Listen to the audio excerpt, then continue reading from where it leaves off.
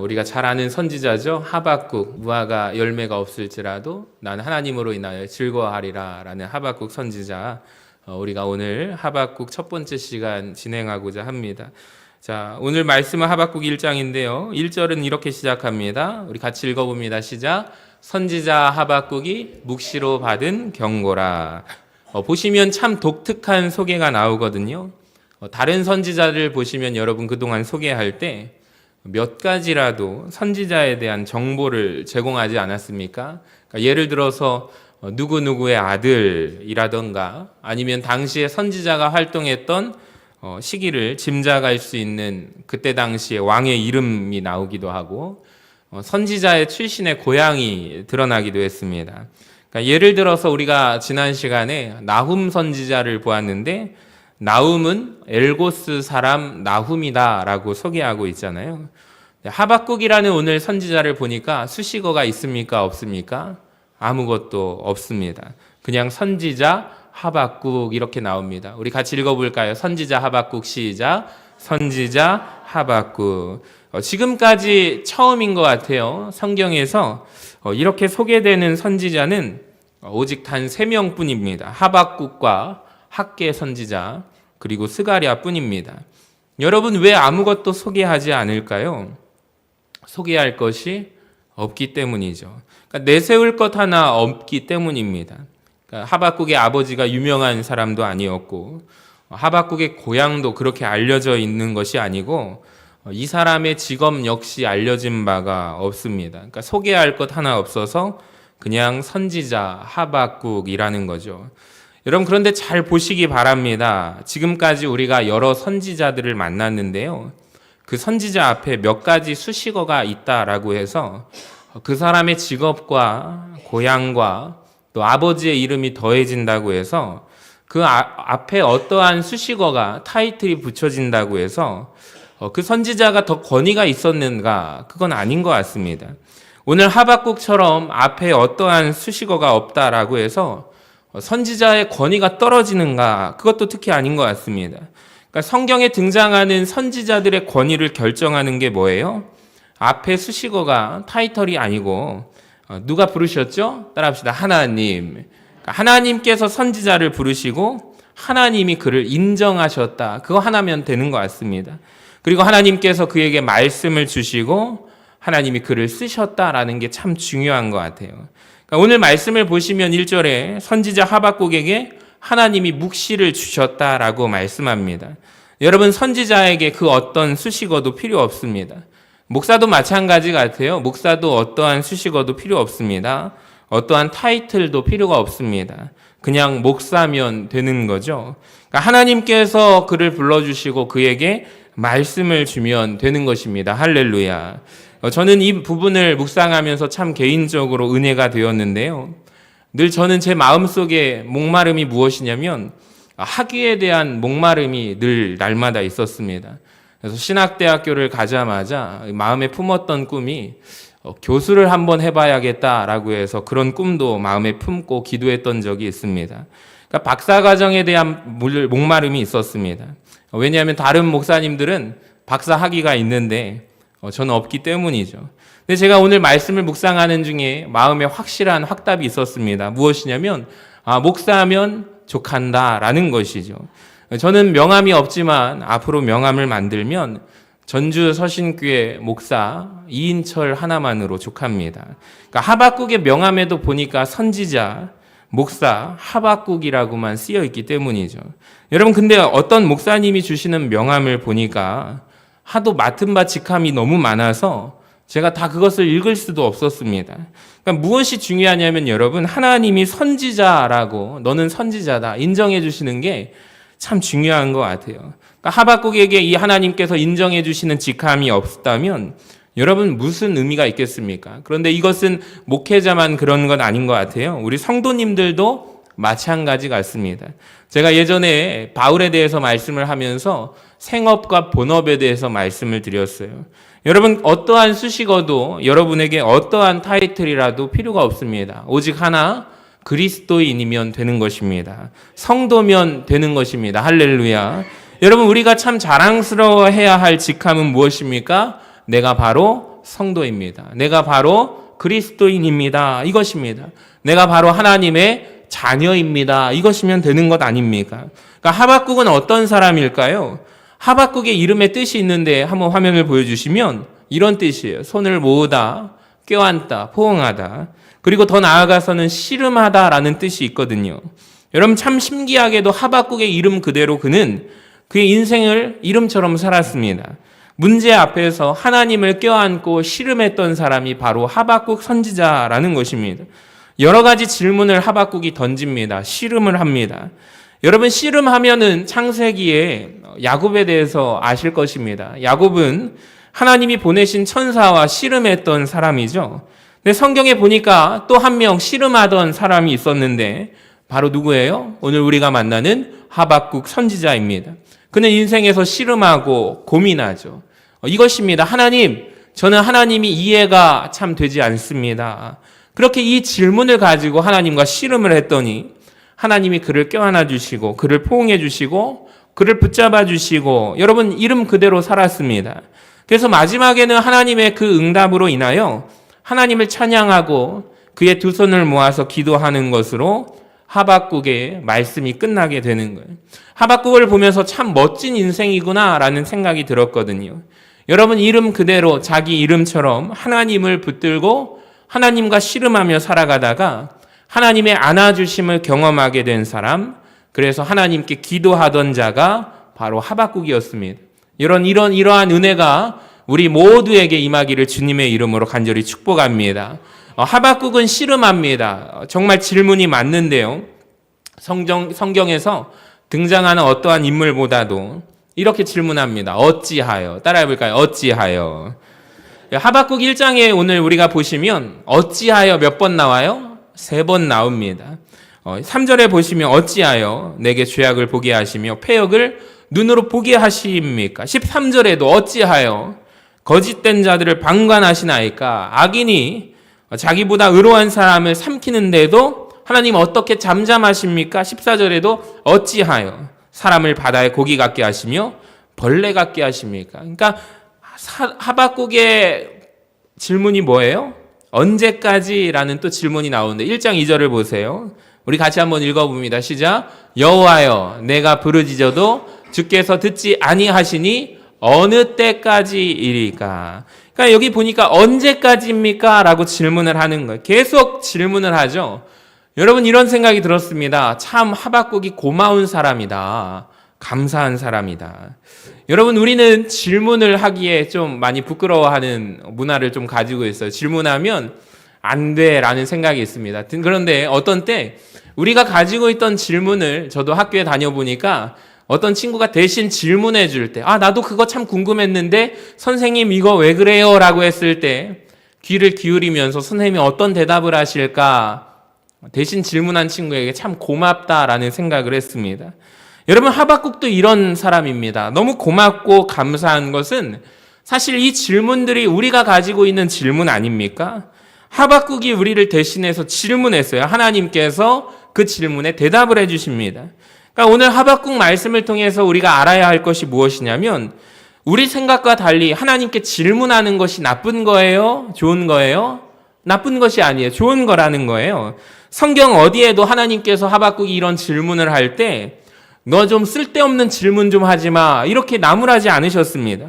너 왜 이렇게 믿음이 없어? 라고 질문하지 않으셨습니다. 성경은 너무나도 자랑스럽게 자연스럽게 하박국 선지자의 이 모든 질문의 내용이 정당하다라고 말씀하고 있음을 알고 있습니까? 그리고 이 질문이 얼마나 중요하고 이 대답이 얼마나 중요한지를 하나님이 기록하라라고 말씀하시는데요. 2장 2절을 같이 한번 화면을 보고 읽어봐요. 하박국 2장 2절 시작. 여호와께서 내게 대답하여 이르시되 너는 이 묵시를 기록하여 판에 명백히 새기되 달려가면서도 읽을 수 있게 하라. 아멘. 여러분 이게 하나님께서 이 질문이 창피하지 않다. 절대 기록하지 말아라. 이렇게 대답하시는 것이 아니라 네가 나에게 던진 모든 하박국아 질문이 다 의미가 있어. 소중해. 중요한 질문들이야. 그러니까 내가 너에게 답을 해준 것이 소중하니까 반드시 내가 주는 묵시를 기록하여 명백히 새기되 달려가면서도 읽을 수 있게 하라. 여러분, 저는 이 말씀이 참 은혜가 되었습니다. 그리고 어떤 생각이 들었냐면, 여러분, 우리가 운전을 하고 가면서 빠른 속도로 달려가잖아요.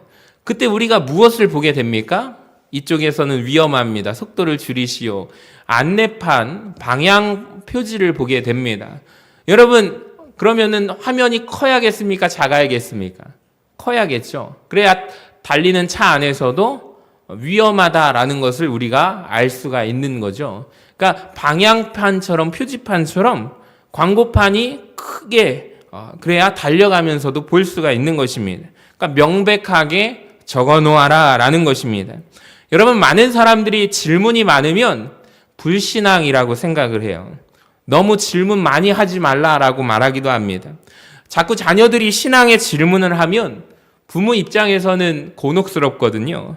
쓸데없는 질문하지 마. 그냥 하나님을, 예수님을 믿어라 라고 말하는 부모님들이 있습니다.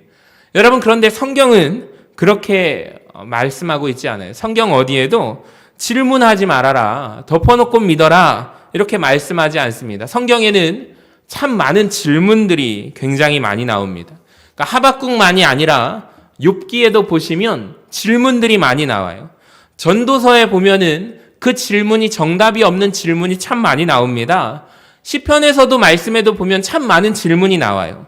여러분, 그런데 성경이 그러한 질문들을 다 버리지 않는다는 것이죠. 다 수용하고 있다라는 것입니다. 할렐루야.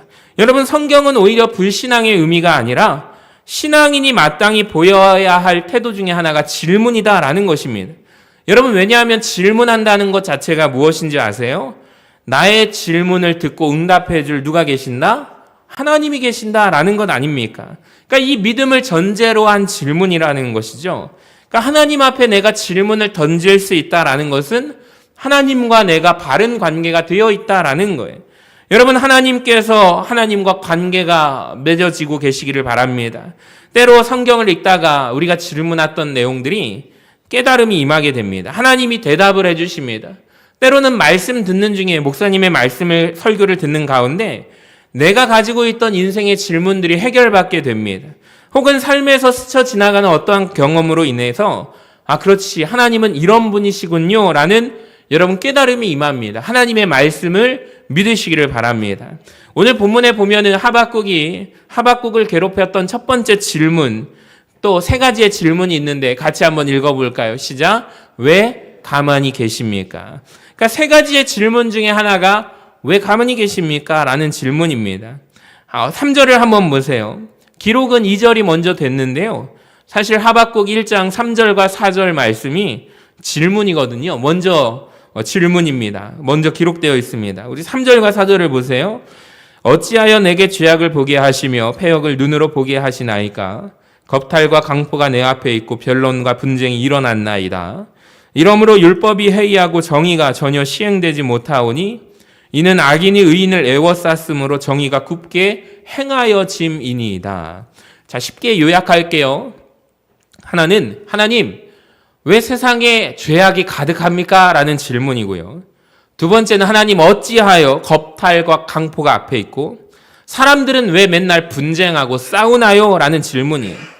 여러분, 세상만이 싸우는 게 아니라 믿는 사람들, 소위 이스라엘 백성들도 왜 이렇게 그들의 신앙이 엉망인가요? 정의가 전혀 새롭게 시행되지 못합니다. 하나님, 이러시면 안 되는 거 아닙니까? 왜 가만히 계시죠? 하나님 왜 개입하지 않으시죠? 여러분, 이 질문을 가만히 들어보니 이 질문이 사실 누구의 질문이에요? 우리의 질문 아닙니까? 세상을 보세요. 죄악이 가득하지 않습니까? 뉴스를 보세요. 뉴스에 보면은 흉악범죄들이 참 너무나도 많습니다. 그런 걸 보면서 하나님 살아계시는 건 맞나? 우리가 시험에 들게 됩니다. 왜 하나님 가만히 계시죠? 왜 죄악을 허용하시죠? 왜 저 사람을 저렇게 내버려 두십니까? 그러니까 세상만이 아니라 교회 안에도 분쟁이 많고 다툼도 많아요. 그런 사람들로 인해서 하나님의 이름이 땅바닥에 떨어지는데 왜 하나님 가만히 계십니까? 언론이 이렇게 기독교를 많이 까가지고 하나님의 영광이 더럽혀지고 있는데 왜 하나님 가만히 계시죠? 여러분 답답하지 않으십니까? 저는 가끔 답답합니다. 하박국도 답답하죠. 하나님 왜 그래서 가만히 계십니까? 이것이 그의 첫 번째 질문이죠. 자, 두 번째 질문 한번 같이 읽어볼까요? 시작. 왜 기도에 응답 안 하십니까? 2절을 보세요. 여호와여. 이 고민은 3절과 4절이 먼저예요. 이 악함으로 인해서 기도를 합니다. 그런데 기도에 응답이 있어요? 없어요? 응답이 없어요. 그래서 2절에 여호와여 내가 부르짖어도 주님께서 듣지 아니하시니, 그러니까 부르짖은 거죠. 세상이 너무나도 심란하고 악하니까 하박국이 부르짖은 거예요. 근데 응답이 있어요? 없어요? 없습니다. 어느 때까지입니까? 내가 강포로 말미암아 외쳐도 기도해도 주님께서 구원하지 않으시나이다. 여러분 그렇지 않습니까? 세상에서 악을 허용하시는 것은 고민의 시작이죠. 근데 더 큰 문제는 무엇이에요? 질문은 이겁니다. 하나님 왜 기도하는데 응답하지 않으십니까? 하나님은 응답하시는 하나님이시라면서요. 여러분 이거 우리 고민 아닙니까? 세상에 주일학교 때 열심히 다녔던 사랑하는 딸이 다 크고 자라니까 엄마한테 이런 질문을 하더래요. 목사님 기도해 주세요. 제 딸이 뭐라고 하냐면 하나님은 기도 응답해 주신 하나님이라면서 내가 기도할 땐 한 번도 응답 안 해주고 엄마 하나님은 안 살아 계셔. 교회 다니지 마. 다 부질없는 짓이야. 그러니까 대학교 간 딸이 이런 말을 하더래요. 엄마가 얼마나 마음이 먹먹한지. 목사님 아시죠? 제가 그 딸 같이 데리고 교회 나왔던 딸인데 믿지 않는 남편 위해서 같이 아빠를 위해서 기도하자 할 때 두 손 모아서 하나님 앞에 기도했던 딸인데 이제는 신이 없다고 말하네요. 목사님 어떡해요? 제 가슴이 무너져요. 그러니까 이렇게 말씀을 하실 때 여러분 하나님은요 우리가 가끔 그런 생각이 들어요. 하나님 응답하시는 하나님 기도에 왜 내 기도를 외면하시죠? 왜 응답이 없죠? 나 40일 금식 기도했는데 왜 응답이 없죠? 우리가 이렇게 말할 때도 있습니다.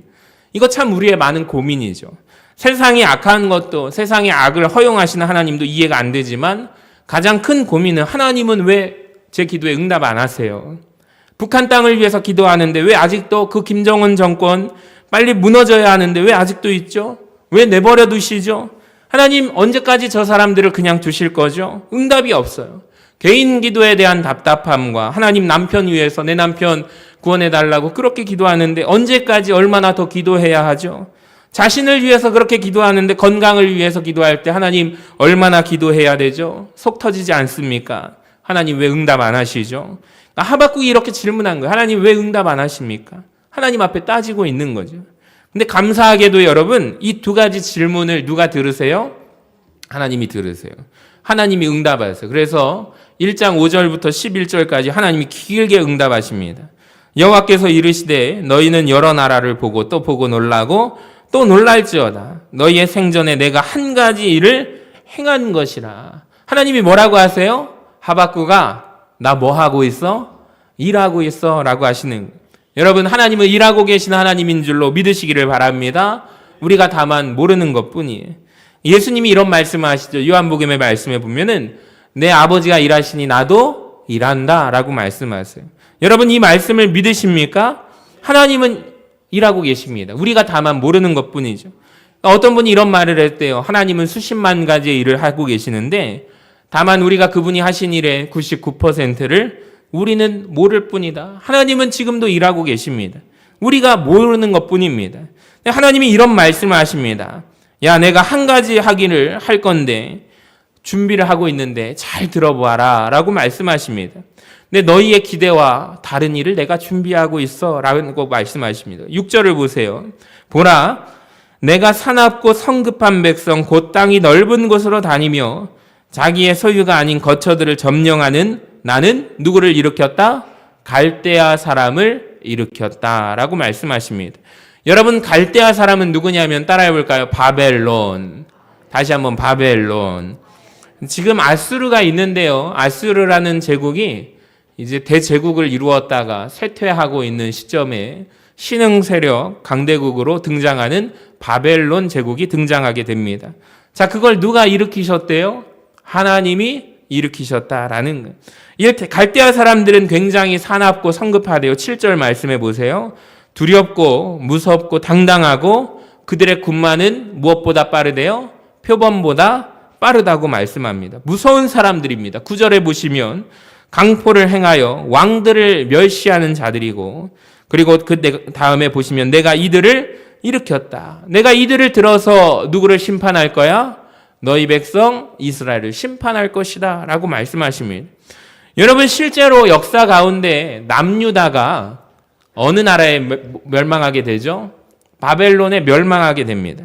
하나님이 지금 일을 안 하고 계신 게 아니에요. 준비하고 계시는데 여러분, 기대했던 응답입니까? 믿고 싶지 않은 말씀을 하나님이 하시는. 여러분, 잘 생각해 보세요. 내가 일을 준비하고 있어. 너희의 마음에 들진 않을 건데 바벨론이라는 나라를 들어서 너희들을 멸망하게 할 일을 내가 준비하고 있다. 여러분, 하박국 입장에서 얼마나 기가 막힙니까? 그래서 질문을 하죠. 쉽게 말해서 하나님 따지는 거예요. 왜 도대체 그렇게 일하시나요? 라고 하박국이 따지고 있어요. 여러분, 응답해 주신 하나님 감사하죠? 너무 고맙죠?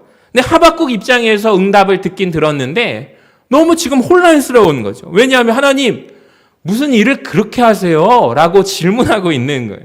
아니, 세상에 하나님, 우리가 좀 못돼도 그렇지 이스라엘 백성들이 타락했다고 좀 잘못했다고 해서 누구를 일으키신다고요? 바벨론이요? 나쁜 갈대아 사람들이요? 그 사람들을 일으켜서 누구를 심판한다고요? 저희들을 심판하신다고요? 13절부터 그가 따집니다. 보세요. 주께서는 눈이 정결하심으로 악을 참아 보지 못하시며 패역을 참아 보지 못하시거늘 어찌하여 거짓된 자들을 방관하시며 어찌하여 악인이 자기보다 의로운 사람을 삼키는데도 잠잠하시나이까. 쉽게 말씀드리면 하나님, 이스라엘이 아무리 타락했어도 그 갈대아 사람들 바벨론보다 우리가 훨씬 낫지 않나요? 그 사람들을 일으켜서 우리 심판하신다고요? 하나님 일하셔도 어떻게 그렇게 일하십니까? 여러분, 이 질문이 사실은 하박국서의 핵심 질문이라는 것을 아세요? 여러분, 하나님이 개입하지 않으시는 것도 우리 입장에서 답답하죠? 하나님이 기도에 응답하지 않으시는 것도 더 답답하죠? 근데 제일 답답한 게 뭡니까, 여러분? 하나님이 주시는 기도의 응답이 우리의 마음에 들어요, 안 들어요? 안 들을 때가 많다라는 거예요. 제일 답답한 게 그거예요. 내 생각에는 내가 하나님 앞에 기도하면 이렇게 대답하셔야 되는데 그렇게 응답 안 하시는 거예요. 제 말이 맞습니까? 여러분, 우리가 뭐가 문제일까요? 우리가 기도할 때 문제에 대한 해결 방식을 다 갖고 있다라는 거예요. 하나님께 기도하면서 하나님, 제가 이렇게 기도하면 이렇게 응답하실 거죠? 이렇게 응답하셔야만 합니다. 예수님의 이름으로 기도합니다. 아멘. 여러분, 우리는 다 기도하면서 다 해답을 갖고 있어요. 근데 오늘 하박국 말씀을 통해서 확인되는 하나님의 모습은 뭐예요? 나는 너희들의 기대와 상관없이 일하는 하나님이다. 너의 생각과 상관없이 일하고 너의 상식과 상관없이 일한다. 또 말씀에도 이사야서의 말씀에 이렇게 말씀하시죠. 하늘이 땅보다 높음 같이 나의 생각은 너희의 생각보다 높으니라 라고 말씀하십니다. 여러분, 혼란스럽습니다. 하박국이 이해가 되지 않아요. 이 세상에 죄악이 가득한 것도 이해가 안 되는데 하나님 우리 기도에 응답 바로 안 하시는 것도 굉장히 괴로운데, 아니 하나님을 모르는 이방 민족을 도구로 써서 하나님의 백성을 벌하시는 하나님이라고요? 저는 도무지 이해할 수가 없는데요. 그래서 화가 납니다. 그러니까 하박국이 이 기도 응답을 듣고 화를 내요. 2장 1절의 말씀 행동을 보세요. 내가 내 파수하는 곳에 서며 어디에 서리라? 성루에 서리라. 꼭대기에 올라가서 내가 지금 양쪽 팔을 걷어붙이고 하나님 앞에 따져보겠다라고 하는 하박국의 모습입니다. 내게 무엇이라 말씀하실지 기다리고 바라보겠다. 나의 질문에 대하여 하나님 어떻게 대답하시는지 내가 한번 보겠다. 팔짱 끼고 하나님을 바라보겠다라는 거예요. 높은 꼭대기에 올라가서 나 하나님 좀 따져보겠다. 하나님 어떻게 이렇게 일하십니까? 여러분, 이 세 가지 질문을 한번 보세요. 우리의 질문 아닙니까? 성경을 보니까 이렇게 당혹스러운 일을 경험한 사람이 사실 하박국 한 사람이 아니었습니다. 우리가 잘 아는 욥기에 나오는 욥이라는 사람도 그렇죠. 너무 곤혹스러운 일을 당하지 않습니까? 하나님을 잘 섬겼어요. 축복을 주셔야 되는데 하나님이 재앙을 주십니다. 재앙이 더욱더 임합니다. 하나님께 질문하죠. 하나님, 언제까지입니까? 하나님 왜 이러십니까? 나에게 하나님을 좀 알려주세요. 그러니까 하박국이 경험한 하나님, 욥이 경험한 하나님, 공통점이 뭐냐면 질문이 세 번째 질문인데요. 하나님, 일을 하셔도 왜 이렇게 일하시죠? 하나님 왜 내 생각과 다르게 일하시죠? 이해가 안 됩니다. 하박국의 질문은 저의 질문이고 여러분의 질문 아닙니까? 이게 하박국 1장의 끝이거든요. 여러분, 그렇다고 설교를 여기에서 끝낼 수가 없겠더라고요. 원래는 오늘 여기까지 말씀을 끝내야 합니다. 이게 하박국 1장의 내용이거든요. 하박국의 질문은 이렇게 끝이 납니다. 여러분, 그렇다면 우리 질문들은 언제 어떻게 해결될까요? 하박국은 괴로워요. 화가 납니다. 자, 2장에서 팔을 걷어붙이죠. 뭐라고 하시는지 내가 한번 들어보겠다라고 말합니다. 자, 하나님이 뭐라고 대답하실까요? 제가 다음에 설교를 하겠지만 따라합시다. 기다리라. 다시 한번 기다리라. 자, 이 묵시는 정한 때가 있으니까 너는 기다려라. 하박국아, 이렇게 말씀하십니다. 근데 하박국이 던진 무수한 질문에 해답이 될까요? 안 될까요?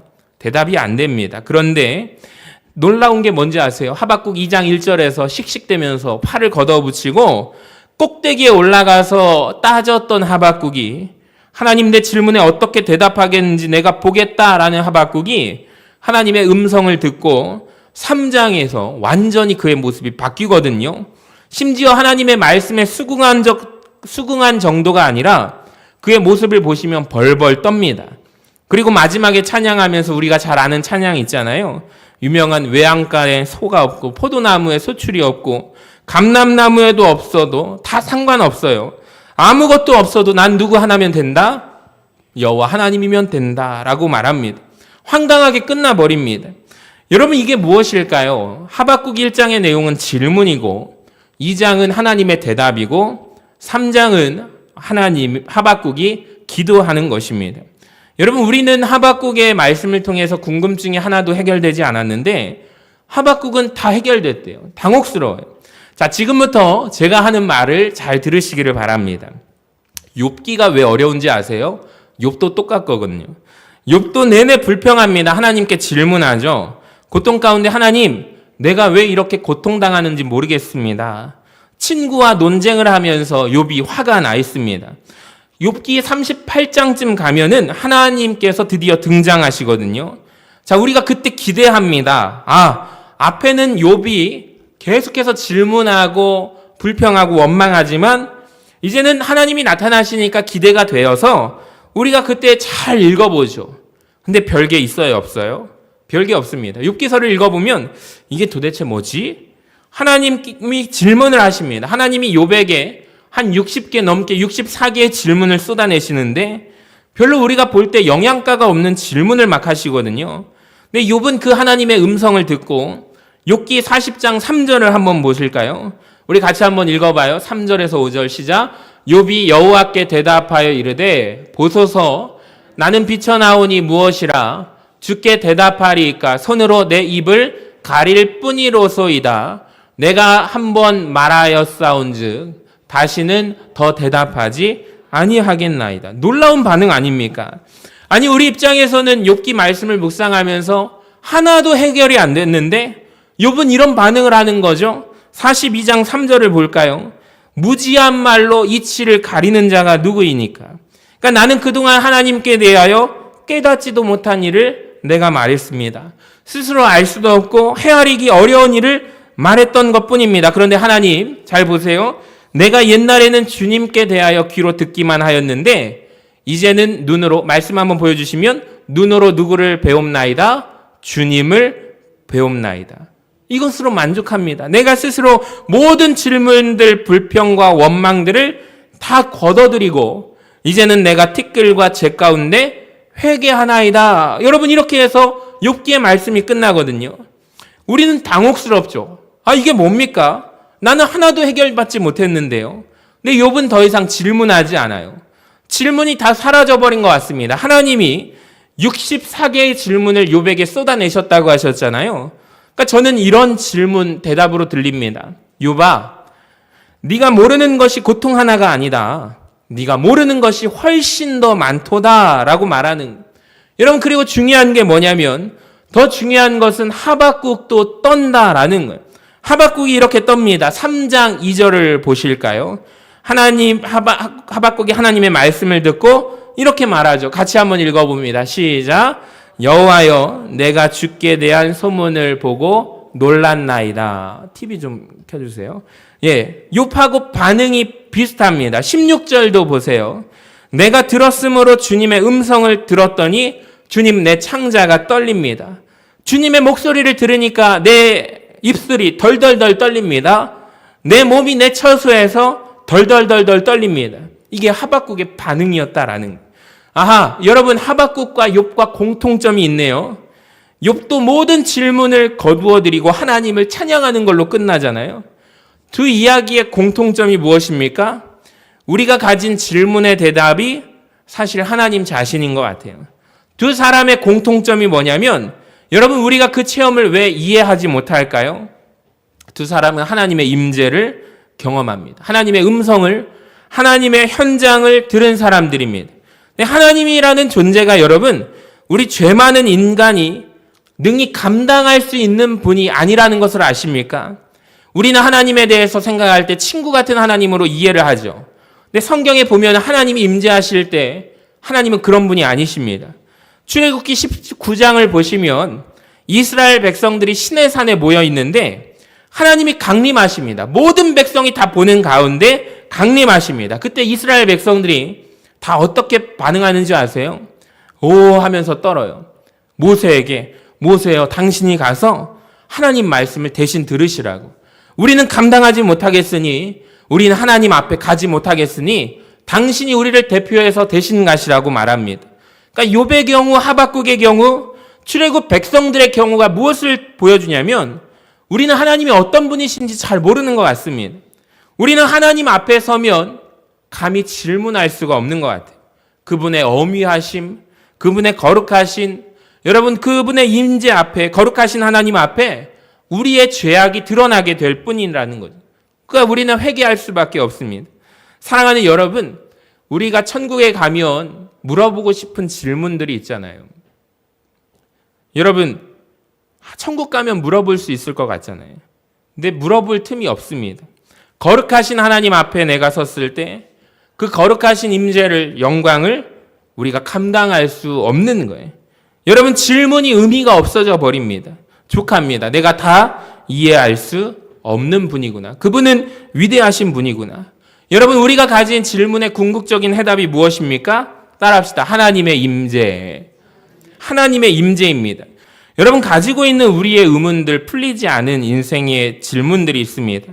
해결된 것도 가지고 계시지만 오늘 이 말씀을 통해서 위로받게 될 줄로 믿습니다. 그때 얼굴과 얼굴을 대면하여 볼 때 우리가 온전히 알게 될 줄로 믿습니다. 여러분도 마찬가지일 것입니다. 지금 가지고 있는 질문들 주님 앞에 설 때 다 해결받을 줄로 믿습니다. 아마 질문이 의미가 없어져 버릴 수도 있거든요. 자, C.S. 루이스라는 분이 우리가 얼굴을 찾을 때까지라는 책을 썼는데요. 마지막에 이렇게 썼어요. 우리 같이 한번 읽어봅니다. 시작. 주여, 이제는 당신이 왜 대답하지 않으셨는지 압니다. 당신 자신이 대답이십니다. 저의 모든 질문은 당신의 얼굴 앞에서 사라집니다. 사랑하는 여러분, 우리가 가지고 있는 모든 질문들, 우리는 하나님과 얼굴을 대면하여 마주볼 때 해결될 거예요. 사라지게 될 거예요. 여러분, 그 나라 가기 전까지 하나님의 임재만이 우리의 대답입니다. 예배가 왜 중요한지 아세요? 하나님의 임재를 체험할 때 우리 안에 인생의 문제는 여전히 있지만 많은 것이 해결받게 될 줄로 믿습니다. 여러분, 예배의 기쁨이 거기에 있는 거예요. 오늘도 이 예배 가운데 우리 주님께서 임재하여 주셔서 저와 여러분을 만나 주시기를 주님의 이름으로 간절히 축원합니다.